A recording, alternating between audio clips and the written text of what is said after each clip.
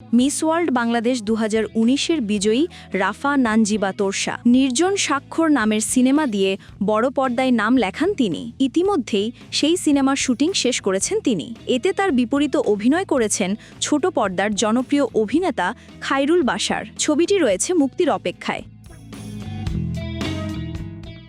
এদিকে নতুন খবর দিলেন এই সুন্দরী। আরও একটি সিনেমায় তিনি যুক্ত হয়েছেন। ভিন্ন ধারার গল্পে নির্মিত এ চলচ্চিত্রের নাম মাটি। সৈয়দ শমশের তারিফের রচনা, চিত্রনাটক ও পরিচালনায় ছবিটির শুটিং শুরু হয়েছে 2 নভেম্বর থেকে। সিনেমাটি আগামী ঈদুল আজহায় প্রেক্ষাগৃহে মুক্তি পাবে। জানা গেছে, ঝিনাইদহ জেলার মহেশপুর ও ইসামতি নদীর বিভিন্ন লোকেশনে চলছে সিনেমার দৃশ্যায়ন।